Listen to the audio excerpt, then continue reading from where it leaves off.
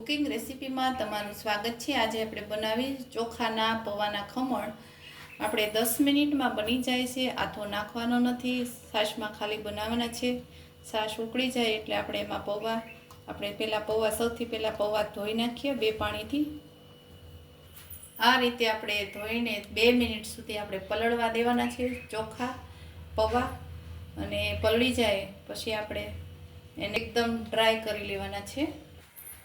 હવે આપણા ચોખાના પૌવા છે એ પલળી ગયા છે, અને આ રીતે આપણે એને કોરા કરવાના છે।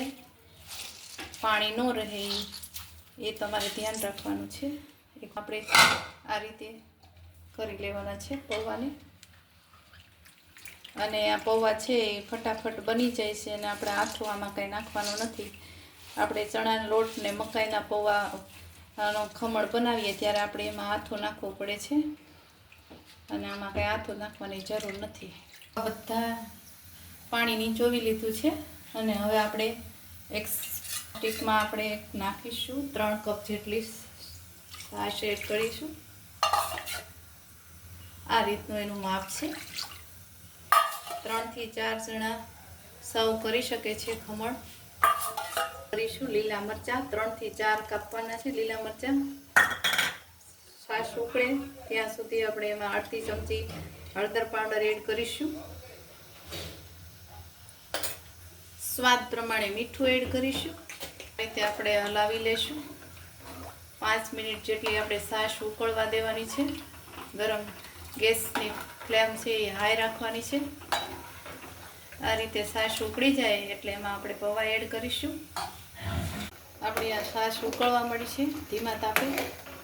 તો આમાં તમે ખાટી છાશ ન હોય તો તમે લીંબુ પણ એડ કરી શકો છો। હવે આપણી છાશ છે એ ઉકળી ગઈ છે, તો એમાં એડ કરીશું પૌવા। આ રીતના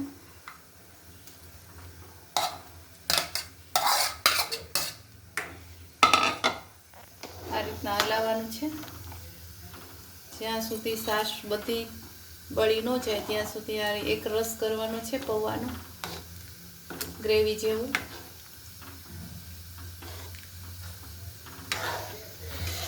થોડી વાર ચડવા દેશું। આપણી છાશ છે તે બળવા મળી છે, અને તમે આ ફટાફટ બાળકોને સ્કૂલે અથવા ટિફિનમાં તમે પૌવાના ખમણ તમે આપી શકો છો। આમાં જલ્દી છે, આથું કંઈ આવતું નથી આમાં, 10 મિનિટમાં બની જાય છે। જો આપણી ગ્રેવી એકદમ થવા મળી છે। આ રીતે તમારે હલાવવાનું છે। એ ફ્લેમ છે એ થોડીક સ્લો રાખવાની છે। આ રીતે તમે બનાવશો તો જરૂર તમારા પૌવાના ખમણ એકદમ ટેસ્ટી અને સરસ બનશે, અને તમને ભાવશે પણ બધાને। લાવવાનું છે। હવે આપણી છાશ બધી બળી ગઈ છે, અને આ પૌવા એકદમ ગ્રેવી જેવા થાય ત્યાં સુધી આપણે આ રીતે હલાવવાનું છે। હલાવતું રહેવાનું। બધી છાશ એકદમ બળી ન જાય ત્યાં સુધી આ રીતે 10 મિનિટ સુધી હલાવવાનું છે। આપણું બેટર છે એ થવું જોઈએ, જોઈ શકો તમે આ બધી છાશ છે એ બળી ગઈ છે, અને બેટર આવું એકદમ લચકાવાળું થવું જોઈએ। હવે આપણે ડીશમાં પાથરી લઈશું। આ રીતનું આપણે ડીશમાં તેલ લગાવી લઈશું એટલે આપણે ખમણ છે એ ચોટે નહીં, અને ઉછેરવામાં જલ્દી ઉછળી જાય છે। આ રીતે તેલ ગ્રીસ કરી લેવું। એમાં આપણું બેટર બની ગયું છે એ પાથરી લઈશું। આપણે બેટર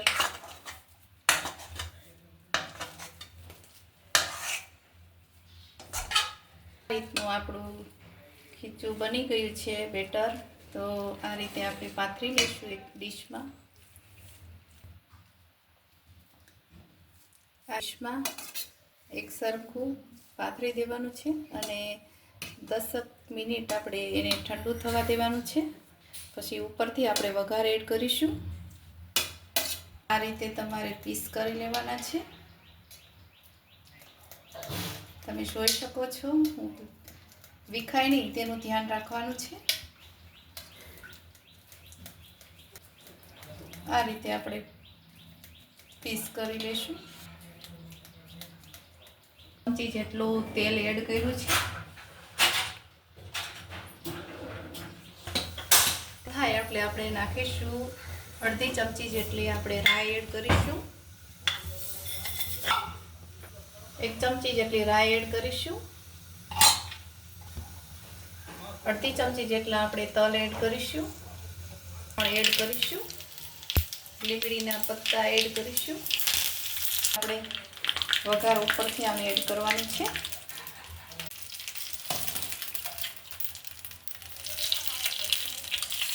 આ રીતે તમે વઘાર ઉપરથી એડ કરશો તો તમારે ટેસ્ટ સારો આવશે. અને આપણે આમાં મરચાં નાખ્યા નથી લીલા, કેમ કે આપણે છાશમાં ઉકળતી હતી ત્યારે 3 તીખા મરચાં નાખી દીધા છે. આ રીતે કોથમીર એડ કરીશું ઉપરથી. આપણા પૌવાના ચોખાના ખમણ બની ગયા છે. તો તમે જોઈ શકો છો. ચોખાના પૌવાના ખમણ તમને સારા લાગ્યા તો લાઈક કરજો, શેર કરજો, સબસ્ક્રાઈબ કરજો.